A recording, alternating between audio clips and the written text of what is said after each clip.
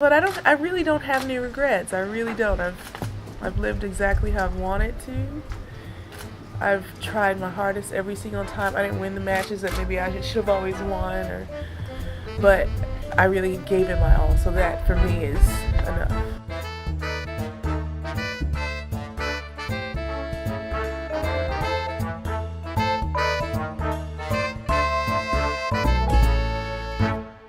Hello everybody, welcome to episode 103 of The Body Serve. I'm Jonathan. And I'm James.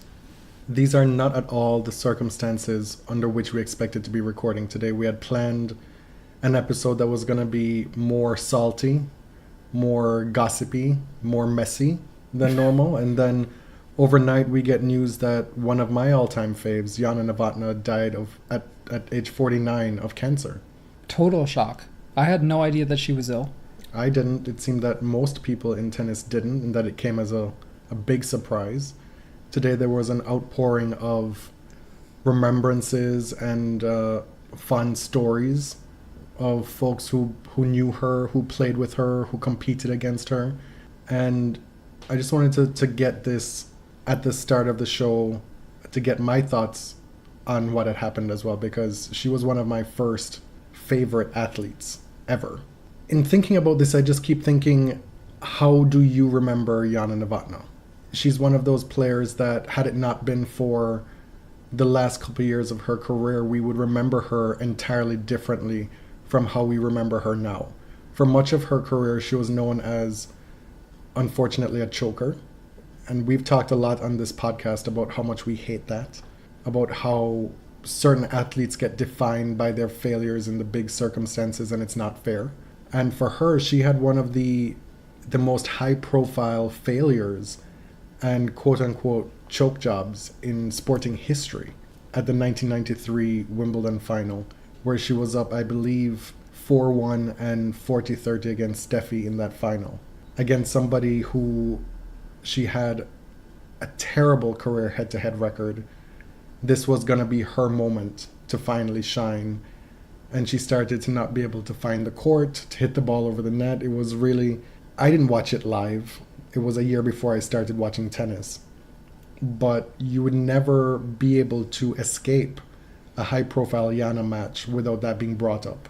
Whenever she was up a break in the third set, especially between 1994 and 1998, that was always brought up whenever she was playing. She was never able to escape it. And for her to be able to do that in 1998, after having made the final again in 97 and losing, being a setup against Hingis. At that time, she was, 29, 28? It seemed like that was maybe her final chance. And for her to be able to come back the next year and finally get it done was the kind of rewriting of your own story and history that is truly remarkable. And in that 1998 Wimbledon, don't forget that she did it against some top flight players, against the backdrop of a shifting game where her game, you could feel the game passing her by. But yet she was able to beat Venus in straight sets in the quarterfinals. She was able to beat Martina Hingis in straight sets in the semifinals. And then she gets to the final where she gets to play Natalie Tozia in a final that she's heavily favored to win, to finally get that monkey off her back. I'll never forget at the time, Wimbledon was being covered by HBO, I think. And I remember Martina Navratilova being in the studio. It may have been Bryant Gumbel at the time. And talking ahead of that final, saying that, well, if Jana doesn't get it done now, then it's just never going to happen. Like, you could not have a more open final, a better opportunity on the biggest stage to finally win that big title. And with all that pressure, she was able to beat Tozia in straight sets. And she was able to have one of the most remarkable, memorable, wonderful winning moments in Grand Slam history. Because with that history of failure, in that second set tiebreak, she hits a forehand down the line return winner and then just collapses on the ground. Like that kind of fairy tale ending you often don't get to see from somebody in her position. It brings to mind another one of my early childhood faves, Greg Norman, who had many, many, many missed opportunities at the Masters. And then he himself gets another chance against the odds late in his career, in his late 30s, in 1996, where he's up 6 shots, I believe, after the third round, and he then has the biggest collapse of his career. Like, it went in the complete opposite direction. And so for me, that is how I will remember Jana. Not as somebody who had the failures, who was crying on the Duchess's shoulder. That's one of the more indelible images in professional sport. But as somebody who was able to overcome all of that, who wasn't the best player, who had a 4-29 record against Steffi Graf, the best player of her generation, the presumptive GOAT before Serena, who struggled against Sabatini, who was 3-10 career against Sabatini, 1-6 against Navratilova. Some of the top-notch players of her generation, she wasn't able to get it done, but she was always there. You know, she was always challenging. She made 22 slam quarterfinals, 9 slam semis, 4 slam finals. You could also remember her as more of a doubles specialist than a singles player. She won 16 slam doubles titles, 12 in regular, 4 in mixed. She played doubles with a who's list of doubles players over the years. She partnered Mandlikova, Sukova, Laura McNeil, Mary Jo Fernandez, Gigi Fernandez, Larissa Nayland. She played with Navratilova, Zina Garrison, Arantxa. They were one of the top doubles players, her and Arantxa, for a good stretch in the mid-90s, which was exciting for me because Arantxa was my other favorite player at the time. And we never really got the full story of why that doubles partnership broke up. There was a bit of drama there. She also played with Lisa Raymond, Lindsay Davenport, and Martina Hingis. So she was somebody who everybody wanted to play doubles with. And the reason for that is that you'd be hard-pressed to find somebody who had better volleying skills than Jana Novotna. Her backhand slice was probably only surpassed by Steffi Graf. For me, one of the images of her that I'll always remember is her service motion. It wasn't always the most effective. She struggled with double faults at times. But when she was able to toss the ball that high and pair it with that perfectly arched back, it cut such a beautiful silhouette on the tennis court to then have her rush to net almost every single time. You know, that style of game and style of play is something that we never see again. Even if somebody's gonna, you know, say that they prefer to serve and volley, they don't play that style of game with the type of dedication and acumen and accuracy that she did. She was a throwback in the midst of a changing generation in tennis. She had her best success while the game would have passed most others by. It's that type of inspirational pushback against the narrative of her career, the narrative of tennis at the time, to do something that she wasn't expected to do, that most people couldn't. That's something that I will always remember. I think that the image of her choke is so unfair, and I think it's something that will fall away over time, because she herself said, of course, that famous scene of her crying on the Duchess's shoulder, but she said she got over that match pretty quickly. It didn't linger that long for her. And maybe that's something she told herself and us, but she kept coming. She played her game. She played aggressively, rushed the net for her entire career, got back to another Wimbledon final, lost again, and she's still there. That narrative that she told us about having gotten over that 93 final, that was something that she received a lot of pushback for at the time. It was something that Navratilova talked about all the time, all the talking heads in tennis talked about, that they didn't believe her, that in a lot of ways when you saw her talk about it felt like Serena in the back of that taxi cab talking about the semifinal at the US Open not being that important, or that US Saying Open, I'm not feeling pressure. Exactly. Like you could see the nerves and the real emotion in her face as she spoke. And so she could say all she wanted, that she was over it, but she still had other instances where she let lead slip, where she could have won matches that she didn't. And the only way for her to have gotten that off her back, truly, was to finally win the Grand Slam. And that's what she did. And another memory that I have of her that I'll never forget is, after having won Wimbledon in 98, she gets to New York. It's a hard court. It's not her favorite surface. It's tough to put that on her because, yes, grass was her favorite, but she still made the semis of all 4 slams. Mm-hmm. She won titles on every surface, including carpet. Her last title was in Hanover in 1999, where she beat Venus in straight set 6-4, 6-4. So she was able to get it done wherever, really. But at that 1998 US Open, she gets to the semifinal and she plays Martina Hingis again. And she's up 4-3 with a break, serving with a break 30-love in that semifinal to get to the final to play Lindsay Davenport, and she doesn't win. And I'll never forget, I saw my uncle the next day and we were talking about it. And he said, this is after the final had happened. And he said, Jana would have given her a bigger fight. Which, being a partisan at the time, I wholeheartedly agreed. But still, Jana's record against Lindsay was 0-6 career. Right. It's hard to say. But that was my feeling at the time. But it shows that even after winning Wimbledon, she still wasn't immune to those high-pressure situations. What I'm struck by outside of her tennis is how there are very few consensus beloved figures in this sport like she is. When she was alive, she was universally respected. People absolutely loved her. Fans loved her. Commentators loved her. And now you see the outpouring from all corners of the sport. It's so clear that she was an absolutely revered figure. I spent a lot of today watching some of her old matches on YouTube, including some exhibitions. She played an exhibition against Martina a couple years ago, and Martina hits an ace out wide to her backhand, and she's like, come on, Martina. Like, that's just not fair. And that's in keeping with her reputation of having a wicked sense of humor. She's one of the funniest people, disarming, charming. She didn't seem to have airs about her. What you see is what you got. Mm-hmm. And she lived her most vulnerable moments in the public eye on the tennis court. We talk all the time about how tennis is such an isolated experience for players. It's just them alone having to figure it out on court. And we saw her in her most vulnerable moments more so than anybody else.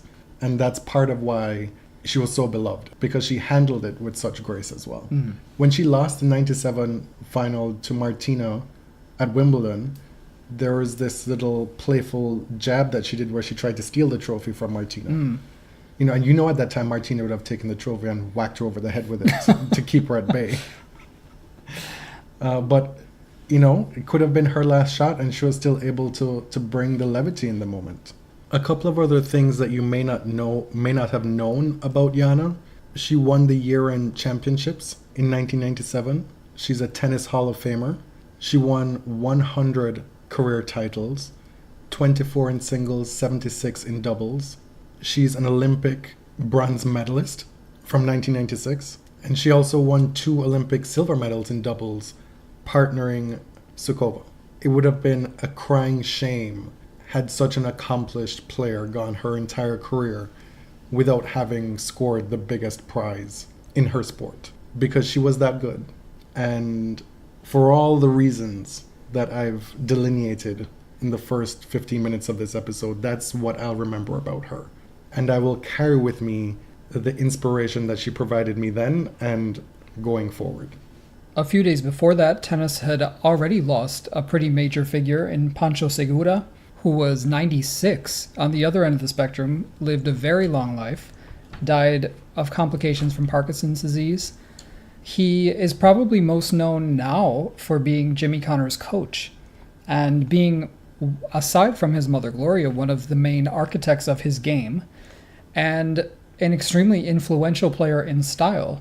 He played with 2 hands on both sides, but his 2-handed backhand really changed the men's game. Creating that stroke in Jimmy Connor's game changed everything about the men's game. Pancho was an Ecuadorian. He grew up very poor, started playing tennis. When he started beating basically everyone in South America, a coach from the University of Miami noticed him, got him a scholarship. He played in college, and that was that. Moved to the U.S., got citizenship many years later, but he played for several years in the amateur circuit, didn't win a major, but won the U.S. indoors and the U.S. clay courts.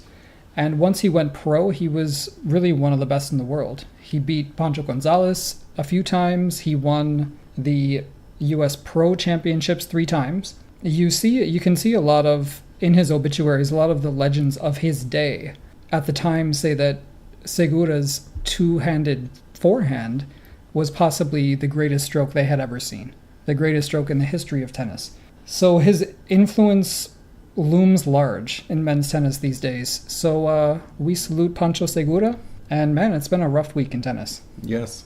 Let's segue into the men's tennis action. The London Nito Finals happened last week. Rafa Nadal showed up. We didn't know if he was going to play. He played one match, went 3 sets against David Goffin, and then lost, and then promptly withdrew. Mm-hmm. To the surprise of Nobody. no one. He announced it in his post-match presser that this was his final match of the year. He was just not fit to play. And that was pretty clear to anyone who watched it.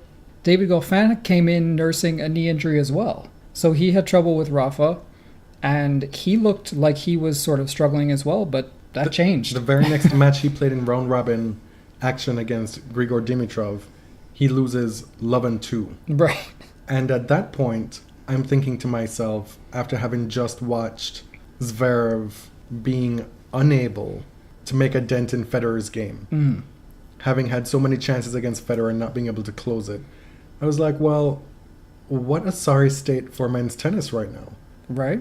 And how quickly did that change in my mind? Not in its entirety, but the general overall feeling for the week changed with how Goffin was then able to come back and beat Federer after the struggles of the first 2 matches and make his way all the way to the final, where he plays Grigor Dimitrov, and Grigor goes on to win the biggest tournament of his career after having already won the previous biggest tournament of his career this year in Cincinnati. Right. So he makes a slam semi in Australia to start the year, plays one of the matches of the year against Rafa, wins Cincinnati, and now wins the year-end title going undefeated to become your new world number 3. There were some mitigating factors in his favor for this event. He didn't have to play Roger or Rafa, for one. Right. And we know who wasn't at that tournament. So while I'm not here to try and take anything away from him, it was a fantastic achievement. Kudos to him, and I'm happy for him. And I'm personally satisfied to be able to say, well, my breakout pick again in 2017 has had another breakout. You know? Let's just temper it on both ends of the spectrum. Not get too carried away and not push back too much. Okay. And let him have his moment. Like you alluded to before, things seemed to be setting up, even before this tournament started, for Federer to kind of walk away with the title. We knew that Rafa wasn't fit. I didn't say that. Oh, it sounded like you were saying that. No. Well, you referenced kind of the inevitability. No? I think this is one of your personal faves narratives. Okay. You've been talking about it all week privately. It was you added it to the agenda. Did I? Yeah, this idea that there was an inevitability surrounding this tournament that there was. that Federer would win. Well, the draw is not up to the par of the supposed golden age of the ATP. It's just not. Federer has been winning everything. Nadal's not fit, and I was shocked. I was stunned that he lost in the semifinals and who he lost to. And I think it's unfair. There was this quote floating around from Goffin that people were criticizing pretty heavily, but the quote was going around incomplete. He mentioned something about not knowing how to play Roger and really not knowing what to do out there. And then the rest of it was like, but I'm going to try to bring something different. So there's nothing objectionable about that. But people were criticizing him for the first part. These players have losing records against these GOATs until they win a couple. Right. You know, like they have to win at some point. Well, they don't always. True, but it doesn't mean that they'll never win. Right. Like Federer was arguably ripe for the picking at this tournament. He didn't look his best in his first couple matches. And we know that a lot of these guys who are bubbling under have game. It's the et ceteras and figuring out those et ceteras in the moment that count, that they haven't been able to do. And Federer said in his post-match presser was that he wasn't surprised that Goffin beat him because He said in practice he's wiped the floor with him a few times. And so he's not surprised that he was able to finally do it in a match situation. Yeah. Now, are you surprised that Zverev got sort of swept away in the third set there? No. No? No. Hmm. I am not sold on Zverev. I think Zverev, how do I say this without coming off as a complete dick? I think Zverev buys his own hype too much. Well, that's obvious. And there's a lot more improvement that's needed in his game. He's had some tough losses where he's lost matches having not been broken against some of the top guys, and he's like, well, I don't understand. Those things happen. You know, you lose sometimes playing your best. I'll never forget Agassi losing to Sampras in 4 sets in that US Open quarterfinal, and it must have been 2000 or 2001. Yeah. I think that was some of the best you'll see Agassi play, and he was completely forlorn in that press conference after. He's like, well, what the fuck could I have done afterwards? Right. This is what happens in tennis. Sometimes you play your best, absolute best, and still lose. Sometimes you play like shit and you win. Mm-hmm.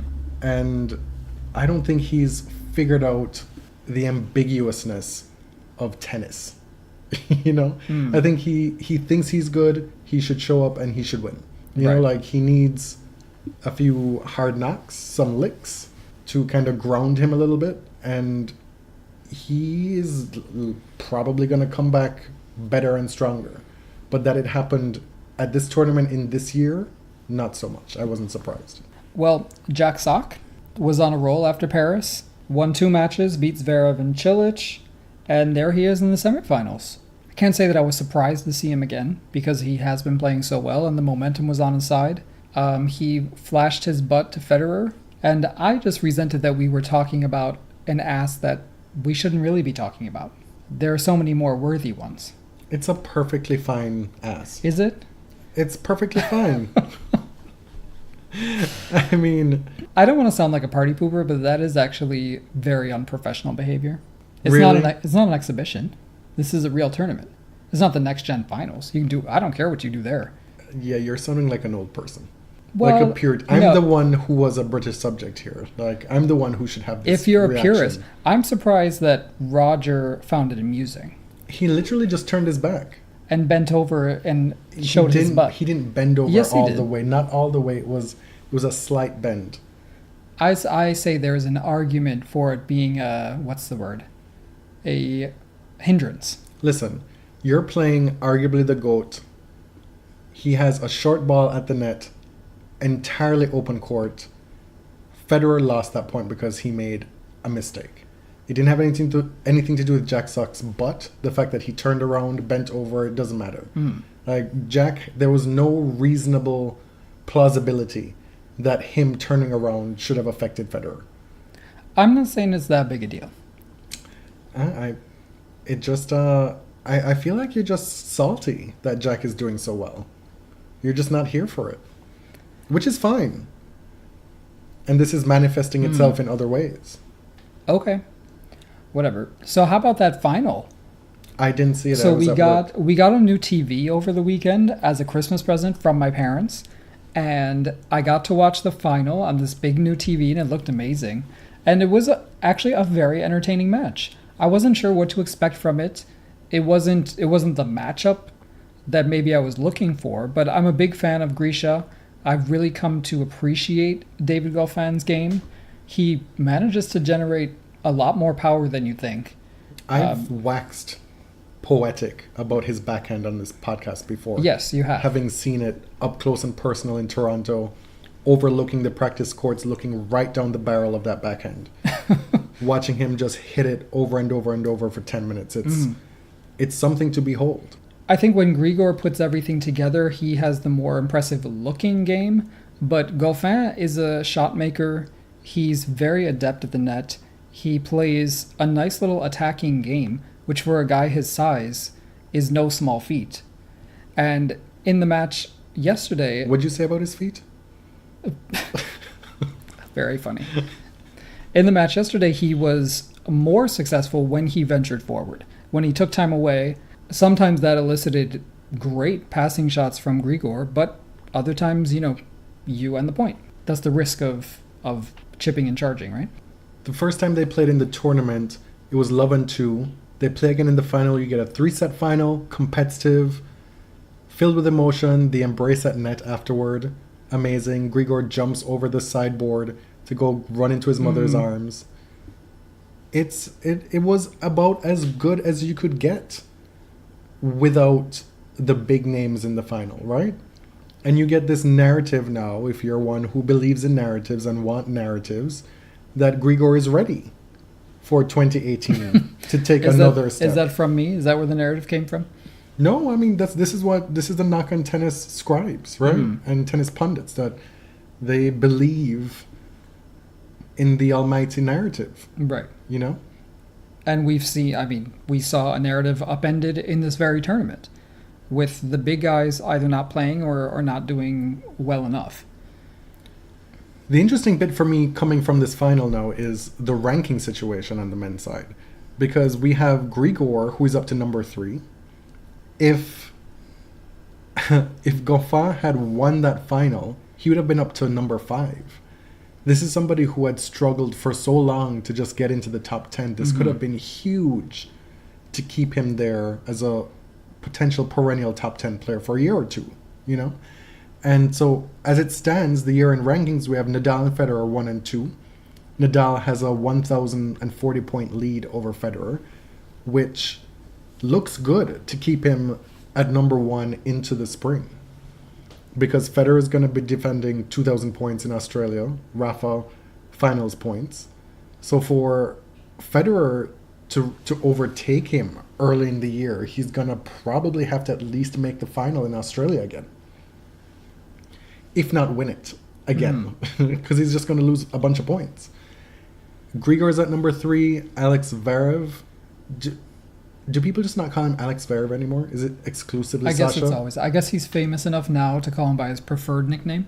I'm going to rail against that. He's going to be known as Alex Zverev to me. Until he gets an attitude adjustment? Yes. Number 5, Dominic Thiem. Who? I mean, when was the last time he won a match? Yeah. Who? How? Why is he at number 5? I feel like he's done nothing in the last 3 months. And his ranking has been steadily going up. Well, that's because all of these big-time players in the fall season last year, they've dropped. Yeah. Andy Murray's out. Djokovic is out. Cilic is at number 6. Goffin is at number 7. Jack Sock. Now that is the big surprise for me. If you look, but you tell yourself, okay, let's go back. Let's Men in Black ourselves for 2017 and start again. And somebody comes and tells us Jack Sock is your year at number 8. Like, bitch, please. Right? Number 9, Wawrinka is holding on to the top 10 on the strength of that French Open final. And Carreño Busta finishes number 10. And then right on the outside, at numbers 11 and 12, you have Del Potro at 11, Djokovic at 12. Tsonga with his, 4 titles this year? Yep. He's hanging there at number 15. You can tell they weren't big titles. Exactly. Based on the ranking. Right? Andy Murray's at 16. Kei Nishikori is at 22. Raonic 24. And who else is there? Just a whole bunch of familiar faces, really. Kyrgios is 21. Schwartzman, one of our favorite new faces, is 26. Fognini had a fairly good second half of the season. He's hanging around there at number 27. And Gasquet, previously a perennial top 10 player, he's finished the year at number 31. Which means that the Australian Open in the early part of 2018 is going to be very interesting, because you're going to have a lot of players who would normally be seeded, unseeded, who would be high seeds, guaranteed semifinal seeding, right, prime pole position. They'll be available in the early parts of draws. Well, Andy Murray could be a round of 16 opponent for any of the top guys. That's getting a little bit ahead of ourselves. We'll see how that shakes out. And we'll talk about it more on our ATP year-end wrap episode. Okay, so let's get into some of the more messy parts of what we had planned for this episode. And we're going to start with Fed Cup. The US won. They beat Belarus. Belarus without Vika. But they still had to have the tie decided in the 5th match, in the doubles match. It was that close. And who is the hero? Who is the hero of your country, James? Ambassador Van de Wey. Do you have thoughts? No. About Colleen? Not at all. I think the Belarusian team was just so spirited, so scrappy. I think the world of women's tennis gained a lot of respect for them during this tie. They really showed up and showed out. So kudos to them. Sabalenka and Sasnovich played both singles, and they played doubles against Colleen and Shelby Rogers. So before we talk about Colleen, good on the Belarusian team, because they really showed themselves. A word on Sloane Stephens? Well, there's not much to say about Sloane. That's great that she committed and she got there, but she is on a 6-match losing streak. She hasn't won a match since the U.S. Open. She's playing on an injured knee, which is why I'm really not gonna harp on her at all. She came out there and decided to play and slogged through those matches on a knee that she knew was injured. And that set the stage for Colleen to win 3 points, to win both singles matches and then win partnering Shelby Rogers in the deciding rubber. So that's really the only reason to be mad at Sloane, is she created the conditions for Colleen to be the hero. And what was so surprising was in that victorious moment, we saw a softer, more humble, more generous Colleen Van de Wey. We did? I'm being facetious. Oh. I'm setting you up here. I'm trying to have you go ham. Well, she decided that after she beat Sabalenka, I believe it was, that she wanted to trash her game a little bit. That she called her game one-dimensional, and that she knew basically that she would prevail over Sabalenka's one-note game. I mean, who better to be an ambassador for the United States to the world this year than CoCo Van de Wey? Right? She's perfect. John Isner. Except apparently he's beloved by the male players. They just think he's the nicest guy. He's so sweet. Blah, And again, blah, blah, blah, blah, blah, blah, blah. And again, I'll quote a friend, and I will not reveal the friend's name, but most of the men are just assholes. I was going to say, well, hopefully that's it. That's a wrap on Colleen for the year on this podcast. But we would be derelict in our duties if we did a WTA year-end episode and not talked about it, because she did have a great year. Fuck. That's true. She had a great year. That is very true. And this was the last hurrah of the WTA, and she earned it. She did. She played really well. From start to finish, we thought that maybe the Australian Open was an aberration. Hoped. And that Venus possibly had sent her into a tailspin for the rest of the year. That did not happen. She wheeled and she came again. She went through a little bit of a tough stretch, and then she finished the year strong. US Open, Fed Cup. That takes a little bit of moxie. That it came aided and abetted by Pat Cash. Again, perfect pairing. Well, Doesn't make me too happy. Right. Doesn't make me inclined to have good feelings toward Colleen, but, kudos to her. Can we cleanse the palate with a little talk about Serena Williams and Alexis Ohanian's wedding? Oh my lord. I really, generally do not care about weddings. I'm not interested at all. But I'm interested in this wedding. So she sold the photos to Vogue. They were nice enough to get the photos out the next day. They didn't wait to have it in print. Oh, I know. I thought we were going to have to wait till next year's September issue. You know how slow these things are. But Serena and Alexis asked that their guests not take video or photos with their phones because they're making coins selling these pictures to Vogue. And the pictures were stunning. Absolutely gorgeous. I mean, you really can't get better wedding photos than hiring a fashion photographer to do it for you. No, and Mama Orsine holding Baby O. Oh my God, that was looking so sweet. Like Venus Williams. It was so precious. And Venus showed up and turned out. Venus is we knew this, but she is a stunner. Could she be the most beautiful girl in the world? She has legs for days. Hair was on point. She was very cute dress. Beaming. She was ebullient. She was just the asteroid lighting up the sky it was amazing. The entire Williams Price Sistren, all of them, Sisterhood. They looked stunning. Everyone just looked really excited. We'd be remiss if we didn't mention that Beyonce was there. Kelly Rowland, 2/3 of Destiny's Children was there. Beyonce sitting quietly, unassumingly in the background on a carousel horse. And that's how you know she stayed to the end. Right? Because Alexis did not reveal this carousel, which was a surprise to Serena, until 1:30 in the morning, according to Vogue. You know, if I'm Serena Williams and people are talking shit about me, people are saying, well, you're not the GOAT, this is why you're not the GOAT, you know, men are better than you, blah, blah, blah, blah, blah, blah. I'd be like, well, did Beyonce show up at your wedding? Did she stay to the end of your wedding? No, the fuck she did not. Exactly. Serena is A-list.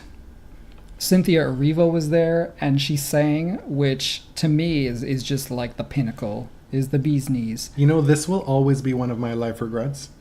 Yeah. We had the choice in New York City. We had gotten lottery tickets to both Color Purple, which was still in previews, starring Jennifer Hudson and Cynthia Erivo, which at the time we didn't know who Cynthia Erivo was. And I had read no reviews or anything. Like, I had nothing, no idea about the Color Purple. In our defense, our tickets for Color Purple were a little bit more expensive, and they would have been partial view. Right. I don't know what that means. And we went to Allegiance. Or Allegiant? What was it called? Allegiance. Allegiance. Because I love Lea Salonga. And those were third row seats, and they were cheaper. And while it was good, and it was exciting to have Lea Salonga's spit fly in your general vicinity, I now really miss and rue not having seen Jennifer Hudson and Cynthia Erivo live in the Color Purple. It's actually very painful because I've seen her Tony performance of, what's the song? The Big Song. Yeah. Cynthia Erivo's performance, and either I scream or cry. It's one or the other, depending on what kind of mood I'm in. Anyway, that was a bit of a tangent. Where were we? We're getting into... we were finishing up Serena. Yeah. She looked amazing as well.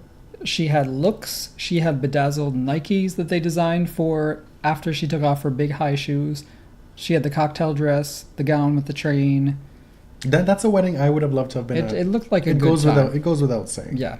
Speaking of weddings... Lord. Australia came through. So the postal vote results came back. 61 or 62% of people who voted yes in favor of same-sex marriage. Which for me is a landslide. It's huge. In these days, that is absolutely massive. And the barriers to the yes vote were considerable. Yes. We saw a thread being circulated or ears and eyes on the ground. Frith, who's been on the podcast, she was an account that we followed closely while this was coming out, right? Yes. And she pointed us all on tennis Twitter in the direction of this thread that wanted to push back against this idea that people who were disappointed in that 38-point-something% of the Australian public said no. Right. That they should not be disheartened by that. Because there was considerable money and resources and manpower and time and energy put into this political campaign to undercut it, right? So that that was going to result in a chunk to begin with. And there's the element of fear. Fear keeps a lot of people home or causes people to vote with the status quo, even if they don't feel that strongly in their heart that something is wrong. A postal vote, which by its nature alienates some young voters. Who's going to vote by post, really? You're going to skew older in that demographic, and that's just the way it is. And so this is a plebiscite.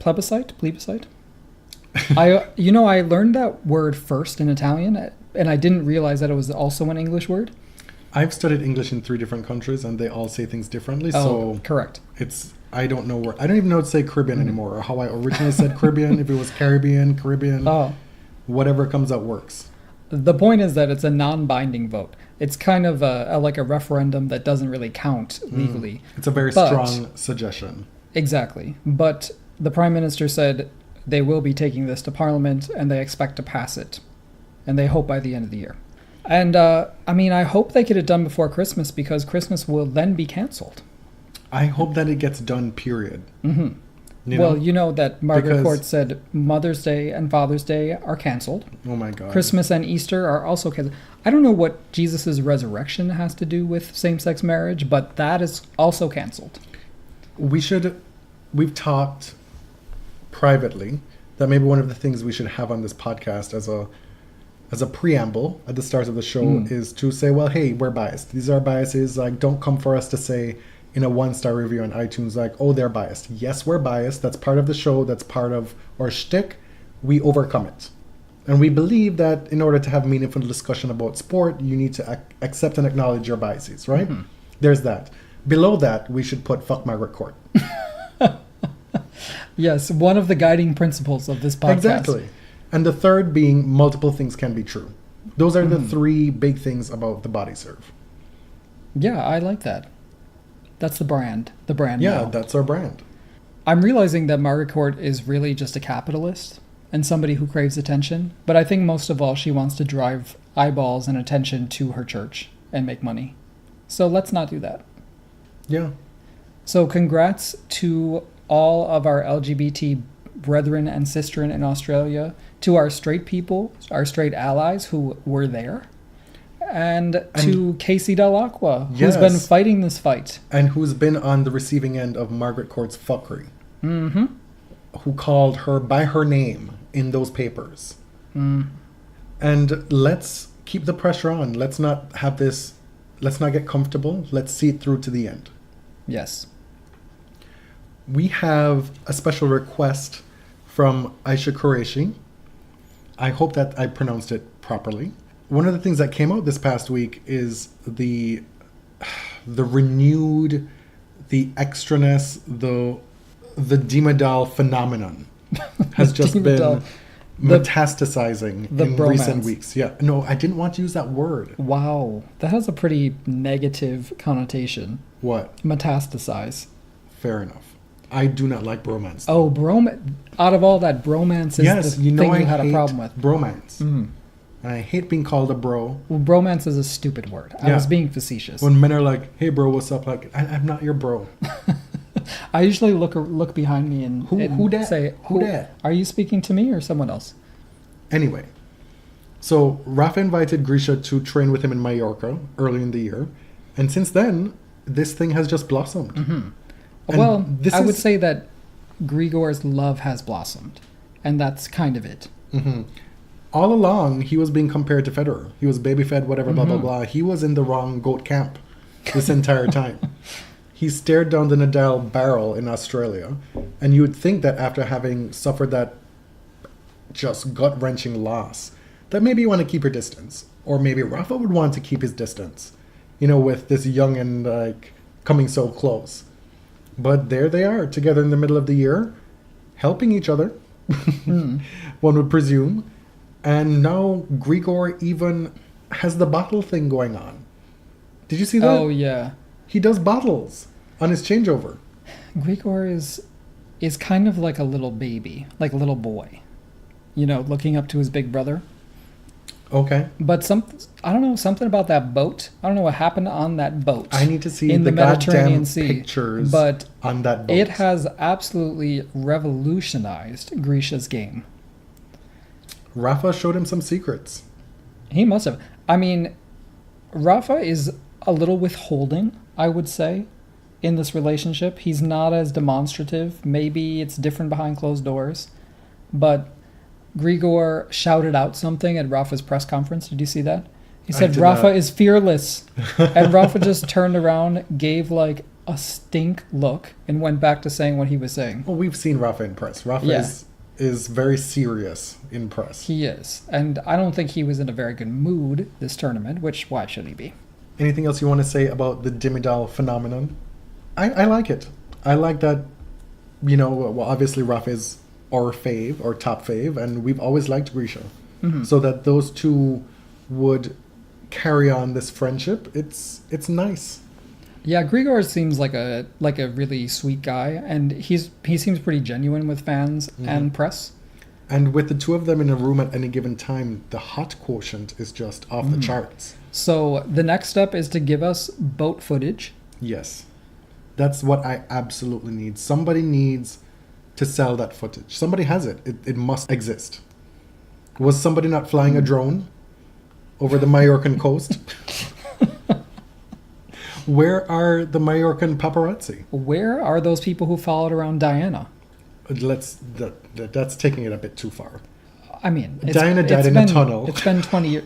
No, I'm talking about the people who filmed her jumping off Dodi Fayed's boat. Oh, okay. Remember? Okay. Wow, I would not even go there. I meant the people. I'm just saying because we're talking about a boat. Okay. Those very famous photos of her on the boat. But Diana and paparazzi, that's just where my mind went. Yeah, my mind that's went true. It's pretty bad. Yeah. Mm-hmm. Rafa received a verdict in the Bachelot case. A verdict? A verdict. She was found guilty and was ordered to pay €10,000 plus €2,000 for Rafa's court fees. So it's a victory. He said all along it was not about the money. He just wanted her to suffer, basically. This was never about the money. Right. It was entirely, and as Rafa said, in his words, about his integrity. And there he is. Mm-hmm. Sipping that tea, donating that coin to a French like, nonprofit. You know what? I don't even want the money. No, it's being donated to a French nonprofit, right? An NGO? Yeah. Belinda Bencic cannot stop winning. No. Did you know, I must have known at some point, I forgot, and now I know again, that the tennis season, at least in the WTA, actually starts in October. Right. I didn't know. It does actually end, and now these points actually count for next year's race. If you look up the live race stats now, Belinda Bencic is leading with 300-something points. Yeah. In the race to Singapore 2018. Belinda was injured for, it seems like, forever. She's played WTA events here and there this year. I think she played a few, but mostly it's been on the ITF and Challenger level. She's, back on the WTA level, right, at the 125s. Mm-hmm. She's won 2 in a row, and she dropped a grand total of 1 set through both of those tournaments. Good for her. Right. I remember when she made the top 10, I said, and it was one of the things I've been most certain about, that this seems permanent.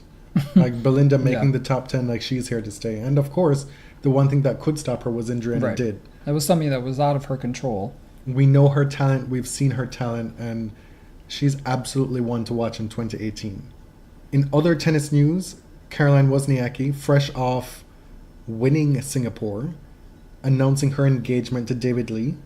Who is he, by the way? One of my favorite basketball players. You know, I'm a Knicks fan. He played for the Knicks. He was drafted by the Knicks. He was a very consistent 20 and 10 guy. 20 points, 10 rebounds, power forward. Not bad looking. You know, super tall. He's not bad looking. Yeah. He then bounced around, played for the Warriors. Last year he played for the Spurs. And he himself has just announced his retirement. Oh. Last night, I believe I read it. He's retired from tennis, He's retired to be a tennis husband. From basketball at the age of 33 or 34 or something like that. Okay. So Wozniacki, with all this wonderfulness happening in her life, her and Sascha have announced that they've split up. I'm surprised it lasts this long, to be honest. The Wozniacki camp cannot keep a coach or a hitting partner. I'm just going to go there and say, as long as her father's in the picture, no one's going to last very long. No one wants to deal with that. For me, this had more to do with Sasha's ambitions, I think. Mm-hmm.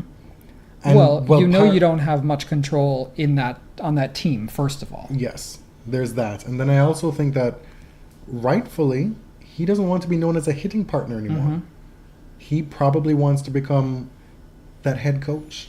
Well, I think at this point, he's kind of earned the right to be in the conversation, having been the hitting partner for 3 former number 1 tennis players. Wozniacki, previous to that Azarenka, and then previous to that a years-long relationship with Serena. Of course. And being able to deal with 2 of probably the meanest players out there when they're ready. Serena and Azarenka? Oh my God. No, but really, as a hitting partner to either of them, you're going to have to deal with some attitude. And I say that with love, being a fan of both of those players. I've seen speculation on tennis Twitter that Sascha really only wants to work with the big name players. And that's probably a limiting factor for him, because a lot of these top players have established relationships with coaches and are not necessarily willing to take a chance on a youngin. Right. And is he willing to start from the ground up with, say, a Sabalenka, if she were in Like an need up-and-coming of a player. coach? Right. Because that's where you would really make your mark for the rest of your career, if you're able to do that. But I don't know if it's speculated that he doesn't necessarily want to do that. That maybe he can Right. ride the coattails of these former high-profile relationships that he's had to then score, say, a Kvitova or somebody in need of a coach. I mean, he's used to being in that rarefied air, playing, working with glamorous, wealthy, powerful players. Not having to play he's challengers. He's not tested as a head coach yet. No. Speaking of splits, Andy Murray and Ivan Lendl have split again. And this time it's mutual. So they say. Andy is just really at the whim of Ivan Lendl, isn't he?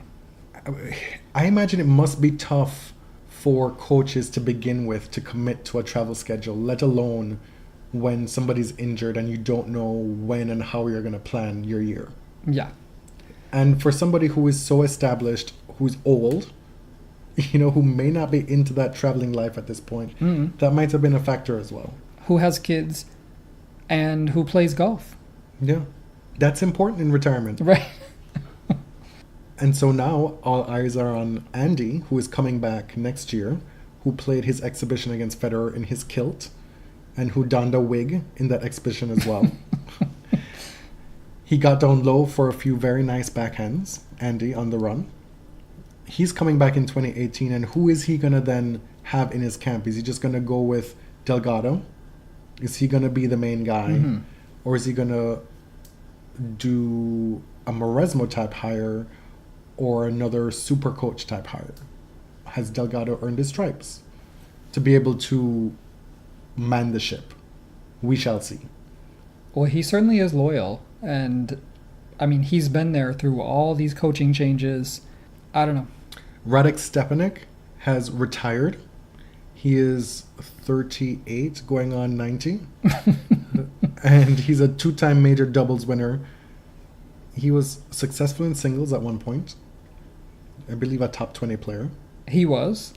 He has a very inventive game, and he won Davis Cup twice. He was a trailblazer in horrific fashion on the tennis court.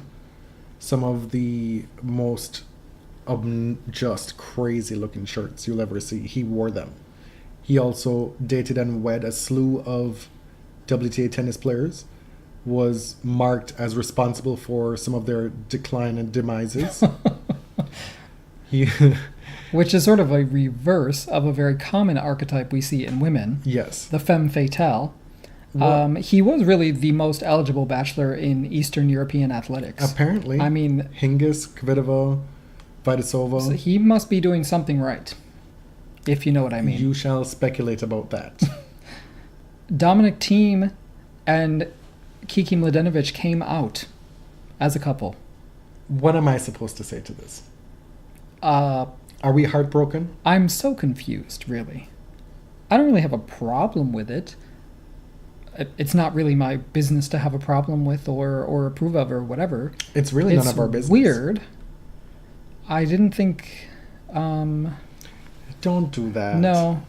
Don't do that. I thought they were just friends.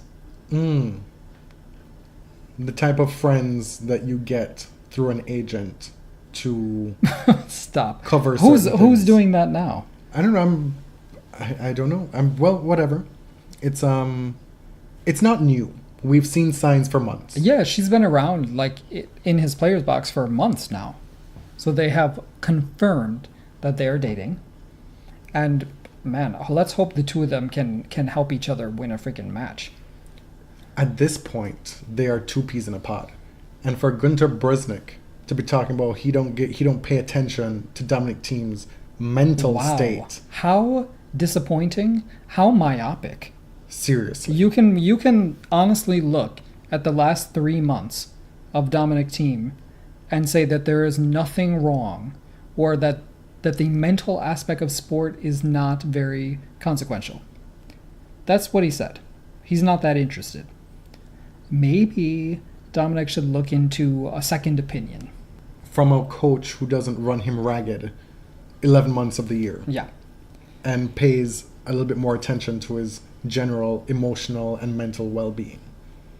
And the love of a woman is not enough. You don't know this woman. We're going to move on to our See What Had Happened Was. We're running pretty long, so it's going to be a very efficient dragging. Yeah, we're going to drag 2 people here, and then we're going to finish with something. 2 people? Something that we absolutely love. So we're going to drag this person, then we're going to do something we don't like, and then we're going to finish with something that we not only like, but love. Okay. So have you ever, every once in a while, everyone has a really bad take. You ever have a tweet that you really regret? Yes. That you even delete because like, oh shit, I shouldn't have said that. Or that went you too far. apologize, or you say, well, damn, I was wrong. I guarantee you've never had a tweet this bad. No. Richard Ingham Evans, who is a British tennis writer, I mean, when you have a tweet this bad, you need to delete it and run away scared because... It was so bad that I stared at it and reread it 4 or 5 times to actually grasp that I was actually reading what I was reading. Well, it surely had to be satire, right? But no, he confirmed that it wasn't. He says so much about our world that USA Today thinks story of long-retired tennis player abused by father is of greater interest than Roger Federer trying to break more records at age 36. Incredible lack of judgment. A little context, the tennis player who is retired is Jelena Dokic, who has released her memoirs and very courageously has opened herself up and talked about the horrific abuse at the hands of her father that people in the tennis world knew about, that the tennis world suffers repeatedly, that is endemic to the sport. Something that we knew about but didn't know the extent of, and now that we have her brave words to shed light even more on this situation can hopefully help countless women and men in their in that same position going forward. Just horrifying stuff. So he was rightly savaged for this tweet. I mean, it's so silly. Like, says so much about our world. That is so dramatic. What is it saying about the world? That because we've had so many accusations of sexual assault that are finally coming to light, that this is an issue that we are finally, as a global society, dealing with? And it says that the sporting world can be more than just forehands and backhands, and that this is something that goes to the core of our sport. I mean, I don't understand how you can look at the world in 2017 and this is what you have a problem with. And if this is the way you're looking at the world through a solely Federer lens, that you can come away with thinking that he is not celebrated enough, especially in 2017. Get off of it. And I mean, then his defense was that, no, of course, this is a very important topic, but it doesn't belong on the sports page because the sports page is already very limited. It belongs in the news section. And then I was like, oh, okay. This is very, very old-fashioned, narrow-minded thinking. There are no sections anymore. Print is slowly but surely on its way out. The old divisions in the newsroom do not exist anymore. And this is also why print is on its way out. Because of people with his archaic views running these newspapers, right? And then he doubles down again. And then said the tweet was misconstrued, and my work throughout history has been about highlighting this kind of abuse. And, I haven't studied his work. I don't know. I just don't know why you wouldn't delete this tweet. And to then take credit for having this issue being more mainstream now because of his tweet. That if nothing else, I've aided this becoming a more well-known issue. That is one of the classic defenses. Damn, I have said some really bad stuff. It's more so like in my personal life that I've really regretted. And if you can step back and look at yourself, I mean, it's in print. You can step back and look at it and realize, oh, that's fucked up. Like, you need to get it together. And we've seen this time and again where white men in particular step a foot wrong in doing something really bad, right? Being widely lambasted. People from all corners, all walks of life, from the walks of life that are directly affected by what you've done wrong, give you feedback and say, well, hey, buddy, this is not what's on right now. This is why you were wrong. And instead of listening and taking heed and making amends and saying, well, maybe I don't know everything, they double down on their own opinions and their own actions to then let you know that no, I'm still right. And you're welcome for starting the conversation. This is mind blasting. It's typical, and shame on us for being surprised. But you, sir, girl, bye. Bye. Also, goodbye and good night to Christina Aguilera. Please don't do that ever again. Thank you so much. Lord. The run to you wasn't that bad. I maintain. On the American Music Awards, she did a Whitney tribute. Run to You is a much easier song. Okay. Anita Baker, she went mean auntie on Twitter. We know Anita Baker is mean as fuck. That she is kind of dark-sided and not very nice. That is her reputation. She is. There was this guest on the Toronto episode of Another Round, which is another podcast that I really like. And this woman had written a book called Trust No Auntie. And I swear, Anita Baker must have been one of the inspirations.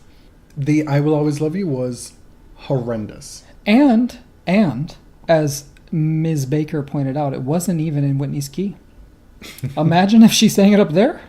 Lord. I mean, first of all, why... I don't get it. Was it an anniversary of something? It was, of The Bodyguard. Okay. It was celebrating The Bodyguard. Right, the soundtrack. 25 years, right?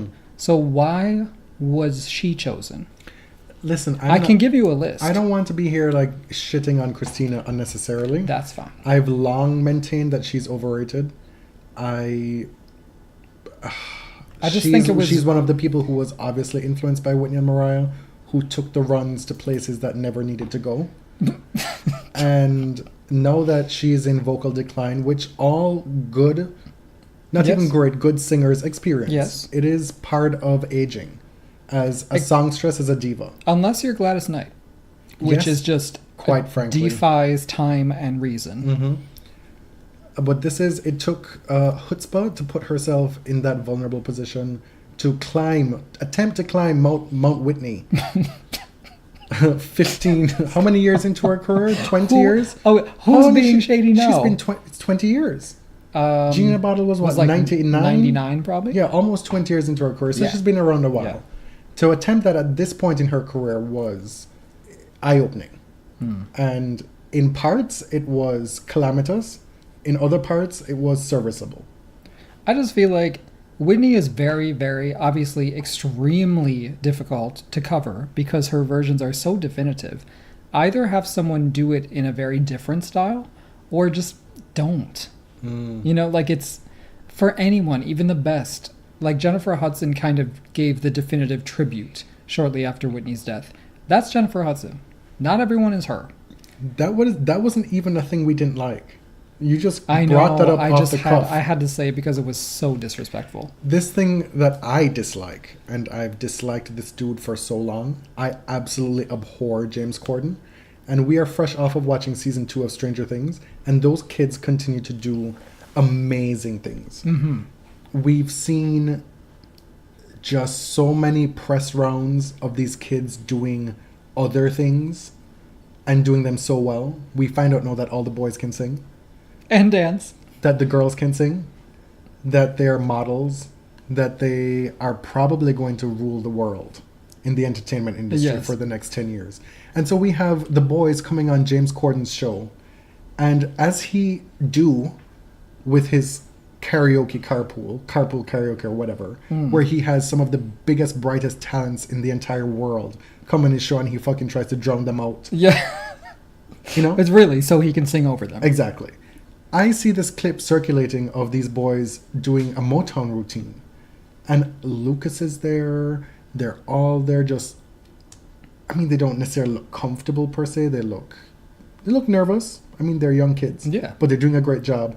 And then lo and behold, in the middle of it, there's James Corden in the middle, taking over and doing what he do. He basically pushed them out of the way. And let me tell you, like, these kids can stand on their own. They don't need you to shepherd them. Let's be clear about one thing here. You are stealing their limelight. You are benefiting from their success, from their talent, from their run of success, from their moment in the sun, from their one moment in time. Right? This is not you being benevolent and aiding them and giving them a spotlight. This is you stealing from them and destroying the experience for me. Like, I have had it with James Corden. I want him to go away. I am sick and tired of him, and that's all I'm going to say about But England doesn't want him back. They really dislike him, and they very covertly sent him over here. Oh, Like, we sent Piers Morgan back express. Okay, we know you hate him, but we hate him more. we will finish with something that we absolutely love.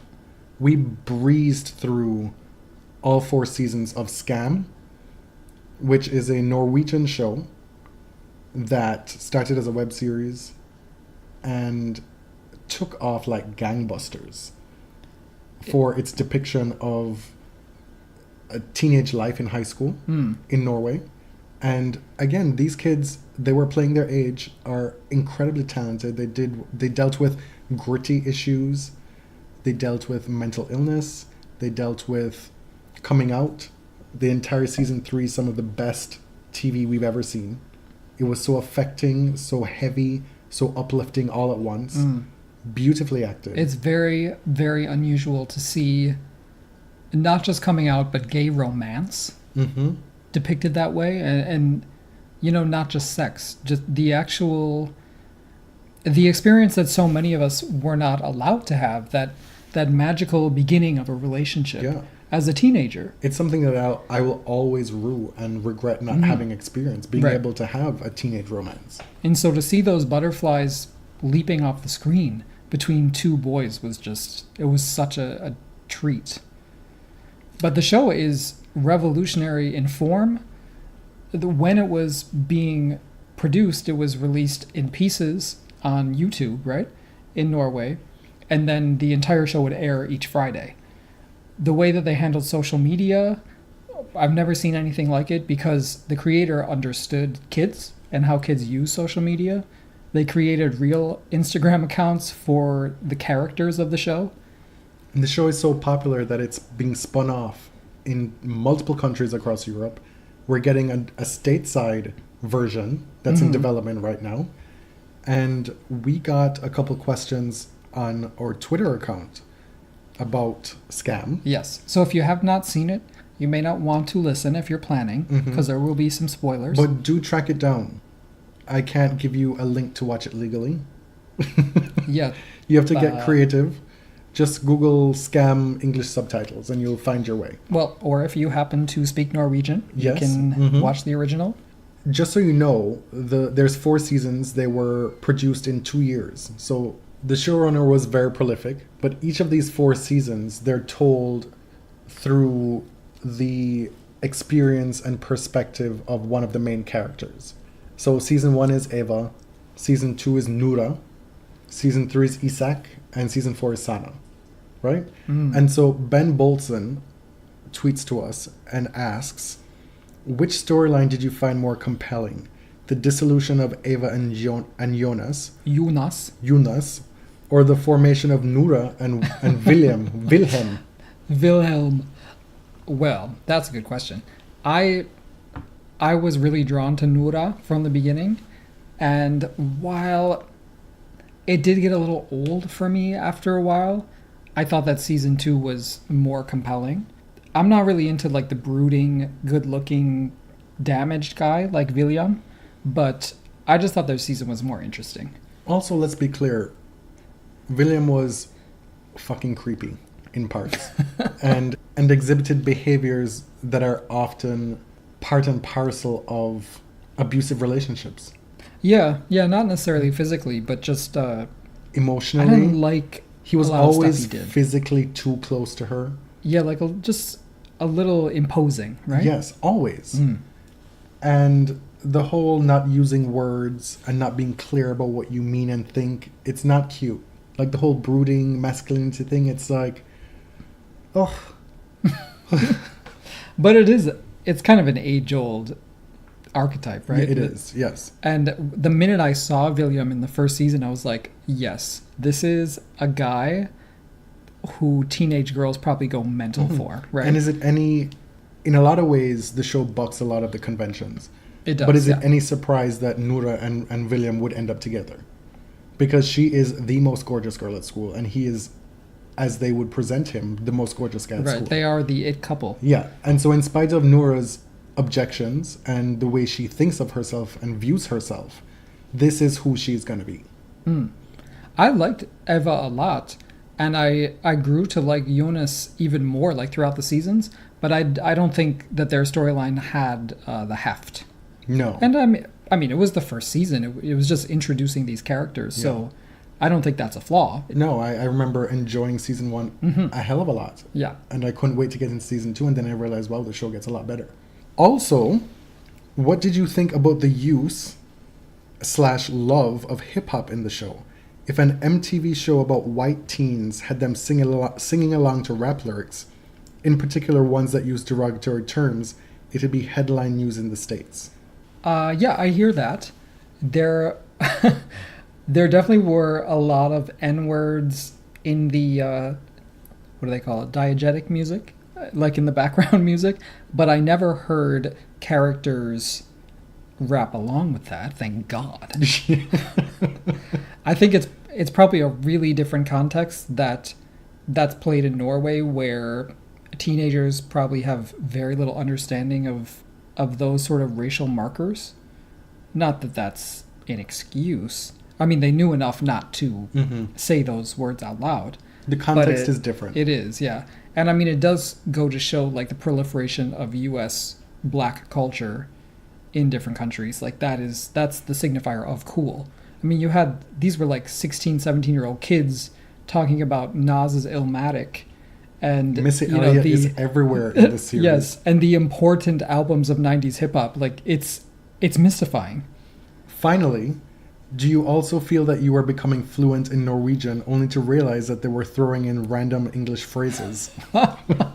Yes. This was probably my favorite part about the show. Basically, I believe that I speak Norwegian now.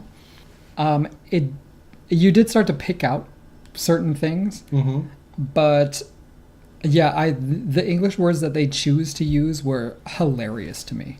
Like, there wasn't really much rhyme or reason.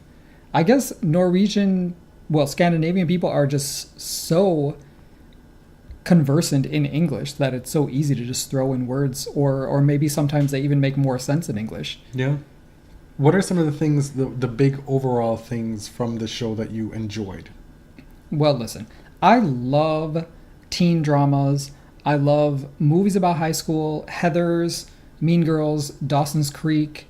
We're watching Riverdale now. It's why we watch Riverdale, even though it's categorically bad. I mean, it is bad, but it's definitely entertaining. So I do kind of like the gamut of high school shows. Friday Night Lights, of course. So I think that Scam aligns much more closely with Friday Night Lights because it does treat these kids like humans. It approaches them on their level. You feel that it's being made by people who understand how teenagers think and how serious everything seems when you're a teenager. How you believe that every emotion, everything that happens will change the course of your life. Every emotion is huge, and I remember feeling that way. And I think that as adults, we forget that about young people. It was also important to the success of the show and the believability and what made you so drawn to it that these were actually kids. Too often in the US, important subjects are shied away from when it comes to young people because it can't be seen as being depicted by young people, Mm-hmm. even if typically they're being played by 30-year-olds. You know, Right. like Zac Efron has made his entire career, his early part of his career, of playing a teenager when Yeah. he's like, he'll probably still play a teenager when he's 40. I mean, Right. Taylor Kitsch was like 26 when Friday Night Lights started. Mhm. You know. And so these are 16 to 8-year-olds dealing with serious issues that young people deal with on a daily basis. And that added to the credibility of the show. And I don't want to give too much away. Season 4 was apparently very controversial, which I learned after the fact, talking to some longtime Scam fans Mm-hmm. and Body Surf fans. It was about Sana, who is really the only person of color in the main cast, who is a Muslim Norwegian-born young woman. The only who, other person was is Eunice's friend. Mahdi. Yes. Yeah. Well, But- and then, Sana's family as well in France. Of course, but in like the main, Yeah. like the leads, Sana is really the only person of color. She was a very popular character, very charismatic actress, and a lot of people really, really hated what they did with her in season 4, and actually liked season 4, and Season 4 came on the back of season 3, which was which was a high. so amazing. So like you're already not gonna probably enjoy it as much as season 3, right? That's fair, but it was totally different, and it was showcasing a character who I really, really hoped would get their own perspective season, Mhm. right? I was definitely on a letdown Mm. starting season 4. You know, I was not emotionally ready to be involved with Sana. But I came around very quickly. And Yeah. I loved the nuance and the complexity of her story. Because she's presented as a straight talker, somebody who takes no shit, who will call a spade. And let's be frank, that's something that's always attributed to black characters. And it's something that we see in our regular lives. Mm. And it's why we have the trope of the angry black woman. Right. Because we expect white people to beat around the bush and not say what they think and do some really passive aggressive shit. And that is stuff that we saw time and time again from all those white ladies, Yes. those young ladies on the show. And while Sana was a secondary character through the first 3 seasons, playing, you know, the setup role Mm-hmm. to these people who were front and center, that's what we got of her primarily. She was somebody Right. who I took mean, no Sana shit. is a badass. Yeah. And so she is still a badass in season 4. But we get to see a more complex Sana, the Sana that has to deal with what it means to be a Muslim in Norway, Mm. who has to be a Muslim in a predominantly white society at a school where nobody looks like her, with a family and a mother who wants her to have friends who look like her, who are Muslims, Mhm. who expect her to marry a Muslim boy and then be able to raise a family, and is concerned about her not being able to cut carrots and cook because how's she going to keep a man? Right. And she's battling those things as a 16-year-old, 17-year-old, with also trying to assimilate, to have a normal, quote-unquote, teenage life, to situate her life and the way she views the world as a Muslim who's still learning about her religion, who's still learning about herself, and how those two things fit together. And so we cannot expect her to be who we probably are finally coming into our own as early 30-somethings. People who are finally confident in what we think and believe. Mhm. You know, where you're not going to be that person At 17. at 17 Yeah. just because you're Muslim or just because you're a woman of color or a person of color. Because that's what we're conditioned to expect. And that's what they showed us in seasons 1 Mhm. through 3. And so we saw Sana make some horrible decisions. We saw her betray her friends. We saw her react poorly to her being betrayed in ways that we wish, like, well, Sana, why didn't you do this? Why didn't you say this? Why didn't you call her and Or her why bullshit? why didn't you tell them your motivations behind what you did? Yeah. Like, you were justified. Yeah. You were hurt. Why didn't you explain that? And like, Why didn't you that's put- not how it works No. in relationships. Most of the time, I mean, we see on TV people are probably a lot more honest than they are in real life. Like, when someone has hurt you deeply and you act out, you don't always have the words to say, this is why I did what I did, you know? Yeah. And especially as a teenager, when your emotions can really get the better of you and compel you to make poor decisions. Like, you know, she did some low down dirty things in that season. And for me, I thought that showed her to be a human, a well-rounded person with flaws. But I know that there were a lot of people watching at the time saying, you know, this is the only character who speaks to me. Mm-hmm. And why do you have to show her acting like this, acting so small and petty when we expected her to be strong and outspoken and self-assured? And I totally understand that. I just saw it a little differently. I thought it was in keeping with the tenor of the show, in that there is nuance and complexity to these characters. And I thought it was a little bit of a double standard. And you just talked about why folks and we would want to expect more of Sana, Mm-hmm. right? Because of the lone representation that she represents. Right. But also we accept all manner of bullshit and just fuckery from all the other women on the show.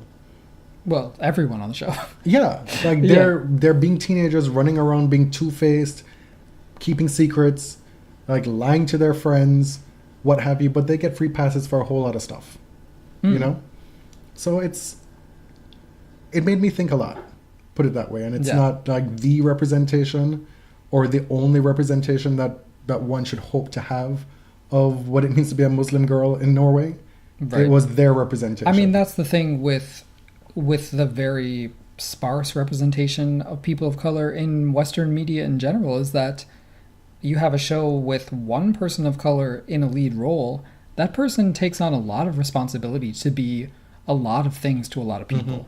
And it's just not fair, you know? And seriously, big props to Sana, because I have scarcely seen an actress or actor being able to emote and convey so much with her facial expressions. She has an incredible face. If you pay attention to that series, and part of the frustration I imagine is you can see Sana wanting to say things. Yeah. And there are moments where there's 5 to 10 seconds of silence where she's acting with her face and emoting what is going on internally with her, and then she doesn't end up saying it. Yeah.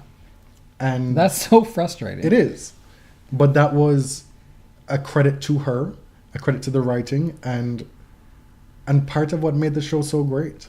It's sad to me, after having experienced the whirlwind of watching and binging 4 seasons, that there is no more. It's done, because we got a little bit of a snippet in the end, in the finale of season 4, that perhaps season 5 could have been Vilda. Mm-hmm. It could have been Chris.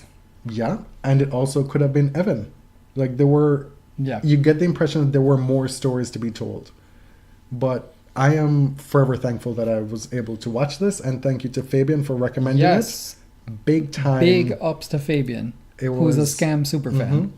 And wow, if you get the chance, watch it. Mm-hmm. So if you have made it through all this, thank you for sticking around, and please give Scam a chance. This it's been kind of a long episode. I'm glad we ended on a positive note.